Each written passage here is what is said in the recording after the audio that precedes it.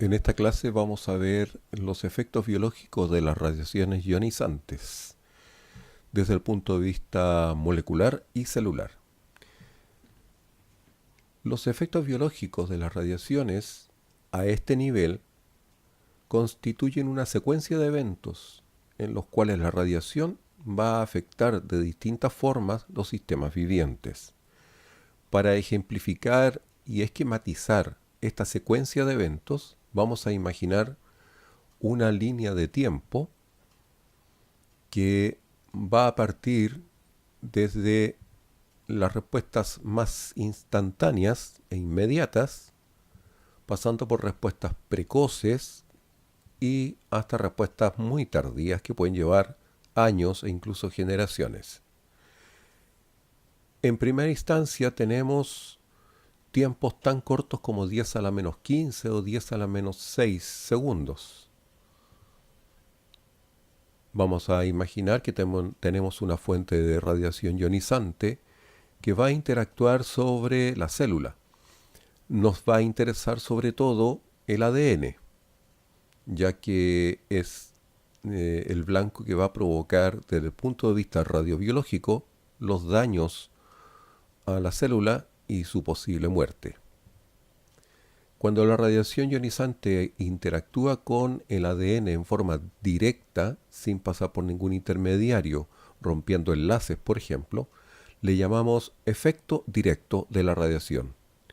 Sin embargo, dado que el material que más abunda en la célula, más del 85-90%, es agua, se va a producir la rotura de las moléculas de agua, la radiólisis del agua.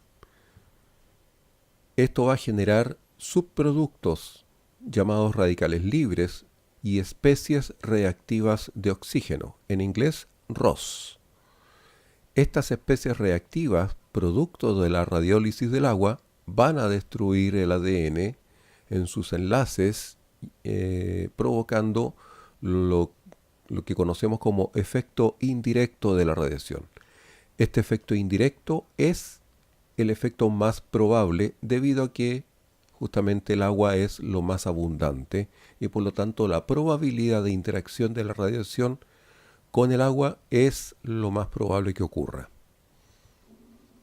Estas lesiones son a nivel molecular, con el ADN, con proteínas, con lípidos, con etcétera. Todos los compuestos, todos los componentes de la célula se ven afectados de igual forma. Ninguno tiene más probabilidad que otro. Es una interacción probabilística y por lo tanto la radiación va a interactuar con cualquier componente de la célula. Nos vamos a centrar en el ADN solo porque es la molécula que va a provocar la mayor cantidad de daños celulares cuando está afectada por la radiación. A los pocos minutos o incluso algunas horas, el daño provocado en el ADN va a ser sometido a una reparación por los mecanismos enzimáticos que ya conocemos. Normalmente va a llevar a una reparación correcta y la célula va a seguir siendo viable y sin ningún daño o resto de daño de la radiación sobre él. Esta supervivencia celular es totalmente normal y es obviamente lo más probable. En un 99,9% de las ocasiones, la reparación se lleva correctamente a cabo y la célula sobrevive en forma totalmente normal. Pero en un muy pequeño porcentaje de las veces en que se daña el ADN, el daño puede ser tan grande que P53 se encarga de detener el ciclo celular para concentrar sus energías en la reparación de ese daño, provocando una correcta reparación y llevando a la supervivencia celular normal. Esto sigue siendo lo más probable. A pesar de ello, en ocasiones no se produce una reparación, simplemente no se repara. Cuando esto ocurre, y también puede ocurrir que haya una reparación defectuosa, o no se repara o se repara mal. Cuando no se repara, lo más probable es que haya un efecto letal, es decir, el daño es de tal magnitud que la célula no tiene otro destino que morir. Muerte celular no controlada o necrosis. Esto va a llevar a una patología celular, patología tisular, como por ejemplo los procesos inflamatorios locales. Esto puede tomar días. Ahora, si la reparación fue defectuosa y no hubo forma de corregir eso, el efecto puede ser también letal, llevando a la patología tisular. O bien, si logra evadir la muerte, el efecto letal, se produce una mutación que no es letal. Por lo tanto, la célula sobrevive con ese cambio en su genoma. A eso le llamamos mutación, porque la célula es capaz de sobrevivir con el daño y ser viable. Esto puede traer una anomalía hereditaria en el caso de que el daño esté provocado en células germinales. O bien, esta mutación no letal puede desembocar en cáncer. Estas anomalías hereditarias y el cáncer puede tomar años e incluso generaciones en manifestarse. Por otro lado, la reparación defectuosa podría no evadir la muerte celular y entrar en un proceso de apoptosis, que ya vimos de qué se trataba la apoptosis. Por lo tanto, esta célula dañada terminará siendo eliminada por el sistema inmunitario. Por lo tanto, podemos resumir los principales eventos que ocurren durante el proceso de interacción de la radiación ionizante con una célula como sigue.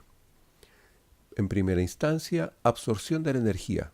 Muy rápido. En 10 a la menos 15 segundos ocurre la absorción de esta energía, generando ionización y excitación de los átomos en al menos unos 10 a la menos 5 segundos.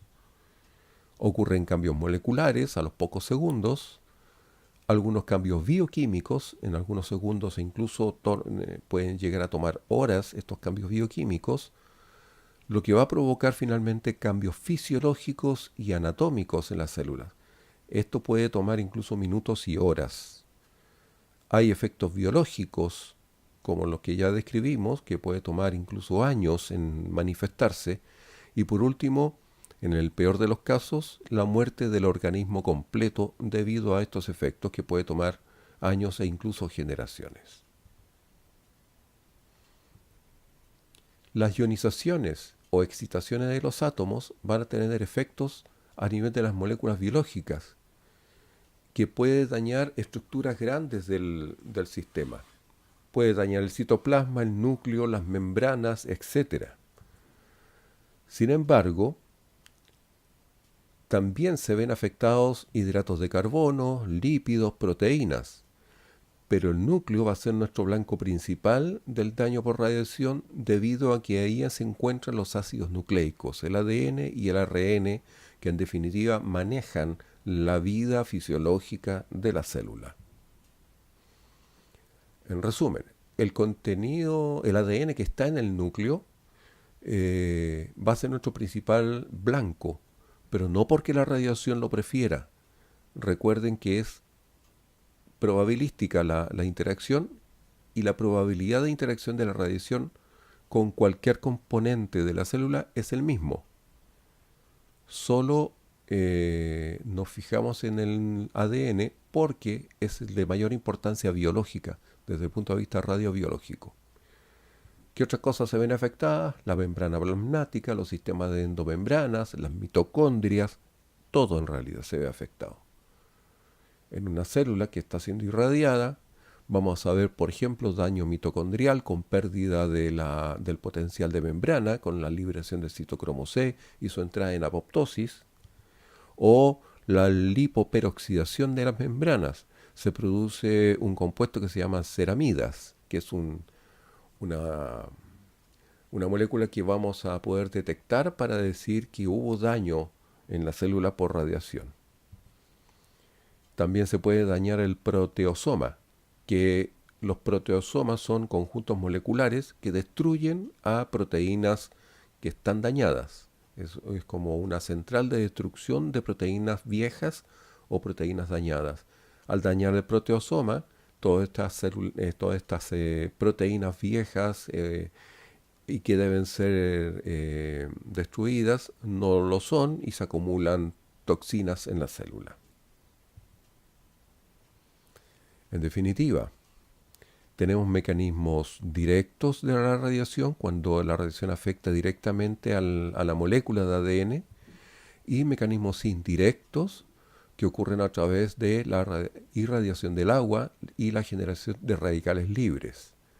Los radicales libres son especies químicas de muy corta vida y son altamente reactivos. Eso significa que sean altamente reactivos, que duran muy poco, reaccionan muy rápido con cualquier molécula que encuentren alrededor.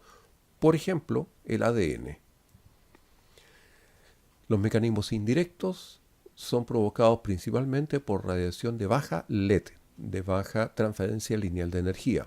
Por ejemplo, los rayos X o los rayos gamma son de baja LED. Entonces, los rayos X y gamma interactúan principalmente por mecanismos indirectos. Es muy difícil que un fotón X interactúe directamente con un átomo de la conformación del ADN. Mientras que los mecanismos directos los vamos a ver predominantemente con radiación de alta LED, de alta transferencia lineal de energía, como por ejemplo los neutrones o las partículas alfa, ya que son partículas subatómicas de gran tamaño, entre comillas, y que son capaces de interactuar directamente con los enlaces que están en el ADN.